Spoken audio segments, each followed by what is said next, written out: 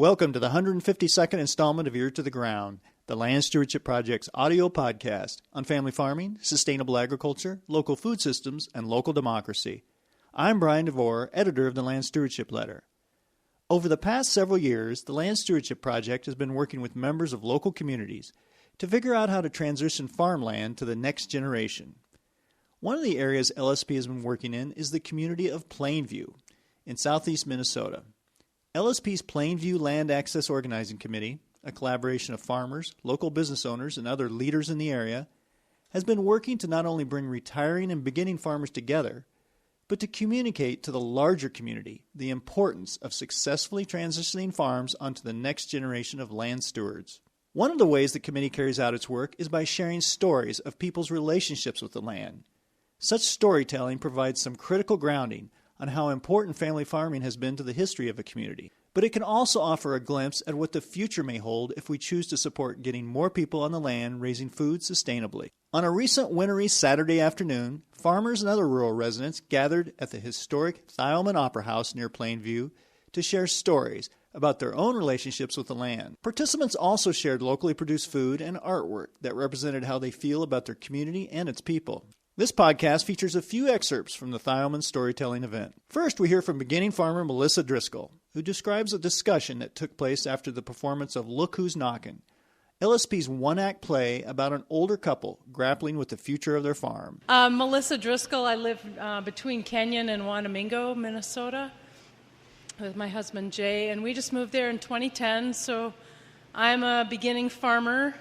Jay does computer work and helps me out a fair amount, but it's kind of my dream, and I dragged him out there. I just thought briefly that I would tell a little bit of the story of when that play that they just talked about was given in Zumbrota at Crossings. And we live next door to Mary Dorr, and she's been a goat farmer in the sustainable ag community for many years, and she's just starting to really actually completely get out of goats. She is selling her herd right now, she's in the midst of selling it. But we were at the play, and afterwards I agreed to talk a little bit, and I'm a beginning farmer, and a more established farmer spoke.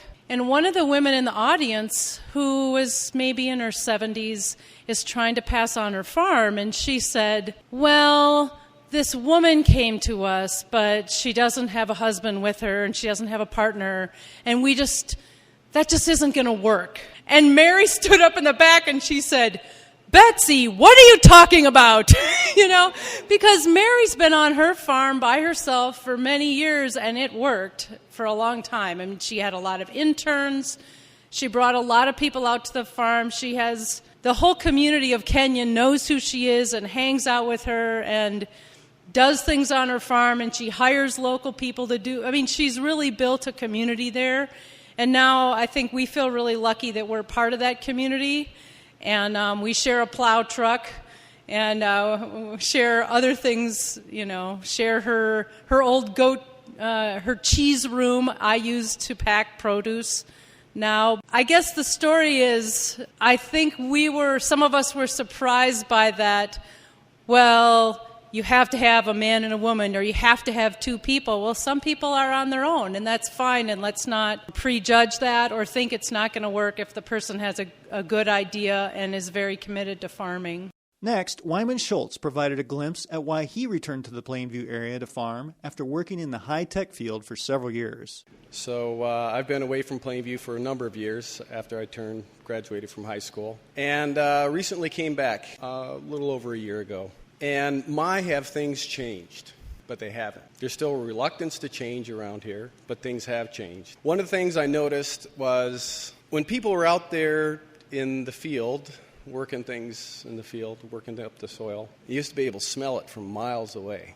And since I've been back, I don't smell the soil anymore like I used to. Something missing that used to be there before. So I've come back, and a while ago, a few years, I had my son come up here, and he spent some time with Marge. And he had turned into a city boy, but he got a taste of what it was like to be out working with the soil again. And with that, that had kind of changed things for me when he came back up, went through a summer with Marge. And before that, I had read a book that was pretty influential, Omnivore's Dilemma, which probably a lot of people have heard about. Working as a high-tech guy for a couple different companies over the years, coming back here, wanting to get out from the office and back into some real work or some honest work.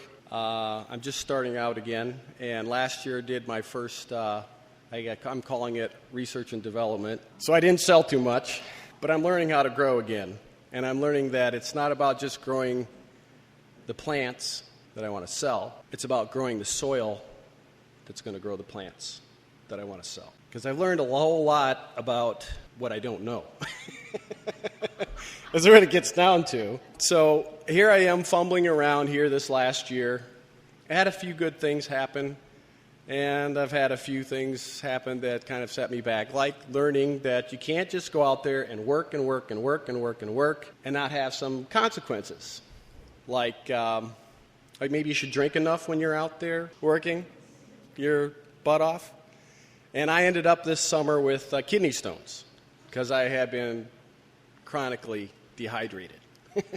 One of those things they don't teach in school. So anyway, went through this last year, research and development, and am now at a point where I'm trying to do some season extension.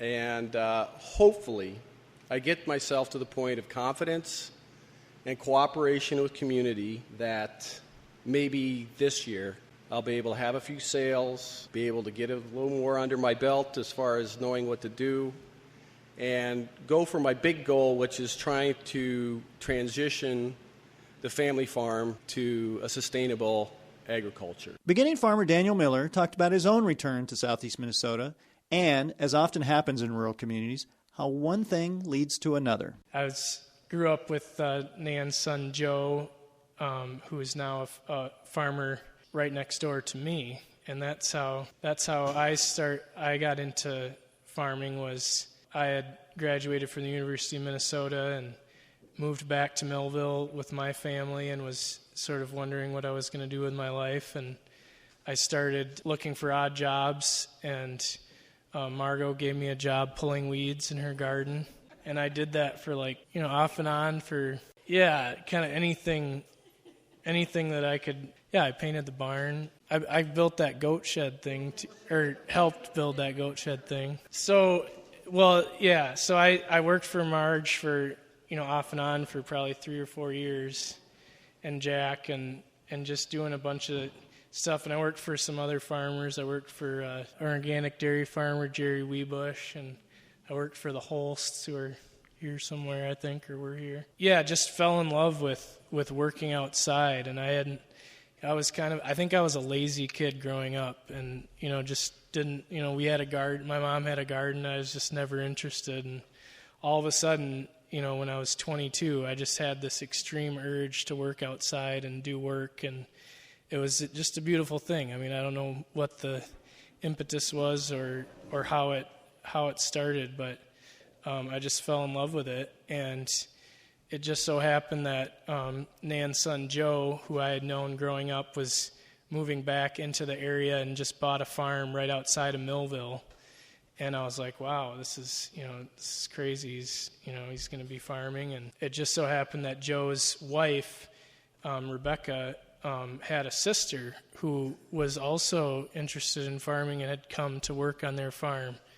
And, I was the eligible bachelor in the area, and so I think it was kind of a setup thing, and it worked really well, and we were married within a year, and then it just so happened that the farm next door was for sale, so I was like, oh well, if we're getting married, and we should buy this farm and start farming, and Margot at some point said, well, you have to have a pickup truck first. So no, it was the pickup first, then the dog, wasn't it? Because the dog went with the pickup, and that was part of my main, the way that I got my wife Hannah was, I had the pickup and the cute puppy, and so then we decided the next logical step, I had the pickup, the dog, and the girl, and then And then it was pretty clear that we needed to buy a cow and start milking a cow. So I bought a cow from the farmer that I was working for, and we started milking her. And we've been on our farm now. This will be the start of our 4th full season on our farm, and we're doing just vegetable farming, and it's going really well, and we really love it. And it's been a real challenge for me, but it's been a really good challenge, and it's just been really fun to do something that really is satisfying and just really gratifying in so many different ways. And it's been really fun just to be slowly working my way to being involved in the community. And it's been amazing how farmers just around us have been interested in what we're doing and have really, there's absolutely, for any beginning farmer starting out, it's, the number one thing that I would say advice to give is get to know your neighbors and really get a really strong support system of experienced farmers in your area and just glean all that knowledge off of them, because I've been doing that for 8 years now, just being a sponge of trying to learn all I can and have experienced farmers bail me out. So it's been great. Local banker Dean Harrington read a poem of his called Fire Whistle and talked a little about the farmer and the community that inspired it. Don't tell me I'm too old to climb the windmill. For the 57 years I've been on this place, when the fire whistle blows, I'm up that windmill. I can see the town from the platform. I can see the fire hall from the platform. I can see where the fire trucks are headed from the platform. I've watched a church burn, a grain elevator, a hardware store. And you didn't fool me by removing the bottom rung of the windmill frame. I got the stepladder out and got up there anyway. When the fire whistle blows, I'm up that windmill. And that's actually a story, a real person, and he was in his 80s, and he'd charge up the windmill but it has to do with kind of the particularity of place. And from his farm, he could see the town and so forth, and he utilized that for his curiosity and entertainment, I suppose, in some ways. But I think one thing that I've noticed over the years in the banking business is how often people will refer to their home not as the home farm, it's the home place. Farmer and researcher Paul Watzka shared a poem about one aspect of our relationship with animals on the farm. Let them stand for the bullet and stare the shooter in the eye. Let them die while the sound of the shot is still in the air. Let them die as they fall. Let the jugular blood spring hot to the knife. Let the freshet be full. Let this day begin again, the change of hogs into people, not the other way around. For today we celebrate again our lives, wedding with the world. For by our hunger, by this provisioning, we renew the bond. George Howe described 80 acres of Mississippi River bluffland he grew up on, and how important it is to make a commitment to protecting such natural treasures in perpetuity. I was very lucky to have grown up on a beautiful piece of land, about 80 acres of bluffland just north of La Crescent on what they call the Apple Blossom Scenic Drive. The land got in our family. My grandpa bought it. He used to take Sunday drives, lived in La Crosse, and it was a favorite drive of people to go up on the ridge north of La Crescent. And one day his radiator broke down, and he went into this driveway to get help, and there was an old hermit living there, Simon Leach, and just a one-room shack. And my grandpa was a very friendly, gregarious guy, and he befriended this Simon. And there were a lot of people that wanted to buy that land, but my grandpa was the only one who said, I'll buy it, you can live here as long as you want, and then when you pass on to the next realm someday, then I'll be up here. So anyway, that's how the land got in our family. My dad built a cottage for my grandparents there after World War II, but my parents ended up living in that cottage, that house that we called, it was small. He raised 6 kids there.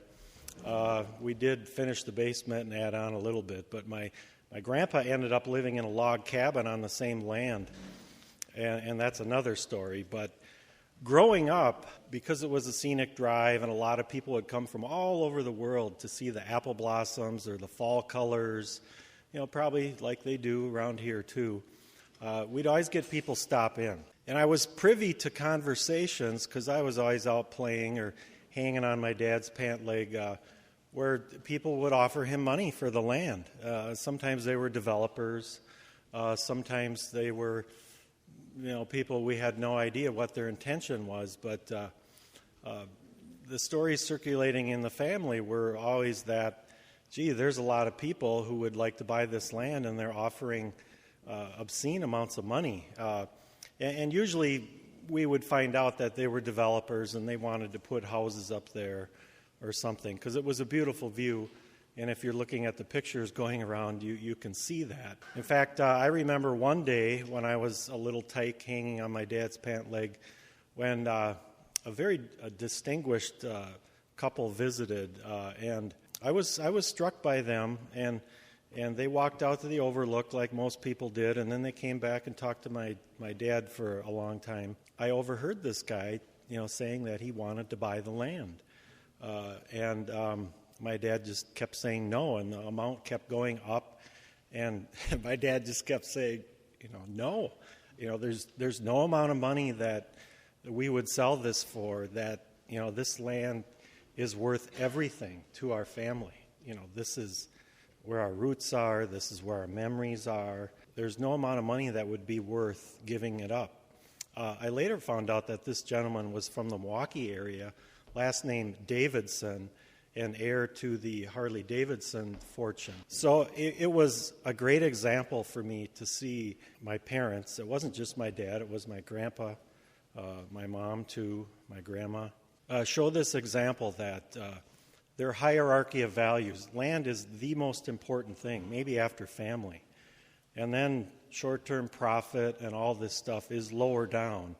And, just cashing out and exploiting the land is the lowest value of all. In fact, it's not even considered ethical. That really affected me to have that example growing up. By the time I had a chance to go to college, I just wanted to study everything, and I studied biology, chemistry, geology, everything at Winona State. I ended up working for the Fish and Wildlife Service as a research biologist for 15 years. And then our family was having conversations. My parents were getting a little bit older, and a lot of talk about, what's going to happen to the land? We know that there's all these people that would like to develop it and do terrible things to it. If we weren't here protecting it, they were looking for a mechanism to protect it, knowing that after they were gone, or maybe if it didn't stay in the family, that it wouldn't be protected, that anything could happen to it. So we talked to attorneys. It turns out that some people try to write protective covenants and put things on the deed. But the attorneys all told us that they would never stand the test of time, because as soon as you're gone and there's no one to enforce it, local government doesn't care if you put something on a deed. It wouldn't mean anything. Finally, we got a tip from the Winona County Planning and Developing Director, Todd Brom, that there was a thing in Minnesota called the Minnesota Land Trust, and they were a private nonprofit group that was set up for exactly the kind of situation we were in, where we were looking for an independent third party who would legally protect the land for us forever and make sure that our wishes, according to a conservation plan that we designed, would be enforced forever, and it would be recorded at the county. It would go with the deed no matter who owned the land or sold it in the future. So we did that, and we were one of the first families to protect our land with the Land Trust in southeast Minnesota. Sometimes you appreciate something even more after you've made a commitment to it, and I like to compare it to a good marriage. If you love something and you really care about it and you really want to know it and spend your life with someone or land, making a commitment to it really deepens things and makes it more special. Finally, retiring farmer Arlene Hershey talked about how critical it is to have a community rally around the new generation of agrarians and provide them a shot at getting established on the land. our family as a transplant from the East when it got so bad that we couldn't farm anymore because the people who were surrounding us were telling us when we could harvest our crops and things like that. And also that land was not accessible because we rented that ground, that we decided to move to the Midwest. When we moved out here, we moved away from all family and all friends. So it was important that we were able to buy some land out here on contract. So it was important that we had community to help us, and I'm so thankful that we had good neighbors and a church community that invited us and made us feel welcome in the community and helped us to get started. And it must have been just as Land Stewart was just getting started that we got involved there, and we learned a lot from those kinds of, the extension was helpful. All different kinds of things like that were helpful to us becoming successful on our farm, plus our children. If we didn't have them to help us, we wouldn't have made it in farming. But our children were growing up, and they were off to college. And all of a sudden, my husband and I had no helpers anymore to run a 60-dairy cow farm. And at that time, we were milking 3 times a day. Not possible. So we, at a young age, and this is what I'd like to emphasize to anyone who's thinking about transitioning their farm, think earlier than you think you're ready. We weren't ready to retire, but we couldn't do all the work, and so we started to pursue a young person to help us, but with this in mind, that if this young person worked for us a year and was still interested in farming, that they could start buying into our business. And we did that with several people because some of the young farmers, they were ready to buy our place, but we weren't ready to sell it. And so they went on, took some of their cattle with them, and did that. And what I can say with that is many farmers, older farmers, are telling us, how do you know that's going to work? That's scary, you know. But we always had a good contract in place, and we never had a problem with somebody walking away and feeling like they were cheated.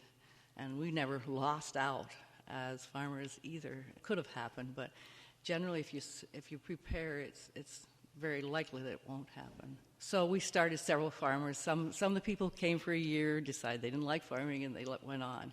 But in the meantime, one of our sons, who we thought would never come back to the farm, has now come back to the farm. And I'm enjoying having a son who we adopted when we moved here to Minnesota, and his children now on our family farm, and it has worked back to that. So what I'm saying to encouraging older people who are thinking about transitioning their farms, give a young person a chance. It will work, and don't be so scared. They have the enthusiasm, and they have dreams, and some of them may not agree with yours, but they have dreams that they'd like to have to go on, and they will be the income that you need to keep it going. For young people, I just read just recently a man who was talking about how to be prosperous, and he said, look at your occupation as a service to others, not at how much money it can make, but as a service to others. And that has been a really important thing, I think, to really pass on to the next generation. If you're serving others with your whole heart and doing your job well, it'll be a service to others. And that's my hope, that my legacy would be that I would encourage young people to keep on farming, because it's the best place to be.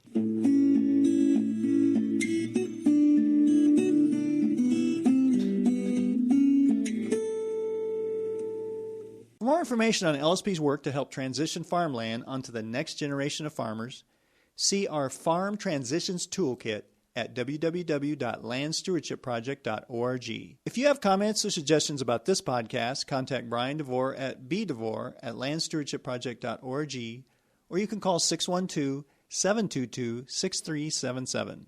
Thanks to Laura Borgendale, a Western Minnesota musician, for Ear to the Ground's theme music. And a special thank you to all of Land Stewardship Project's members who make initiatives such as this podcast possible. If you're not a member, visit landstewardshipproject.org to learn how you can support LSP.